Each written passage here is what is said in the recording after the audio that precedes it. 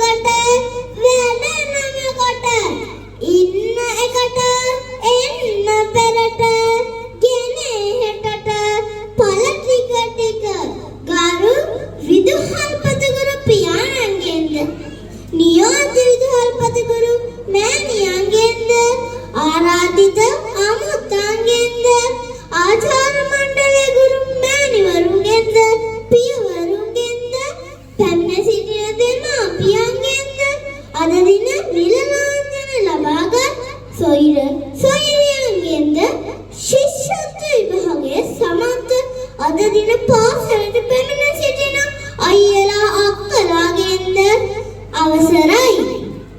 එසේනම් නායකත්වයේ පිළිබඳ ඔබේ මතකය අවදි කිරීමට දෙන්නමටත් අවසර.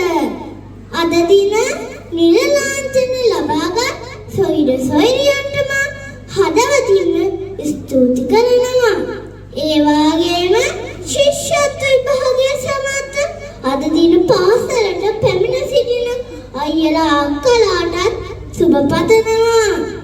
ඉතින් අද දින අපට මේ ලබා දුන් තනතුර අප නිසි ලෙසට ඉටු කර යුතුය.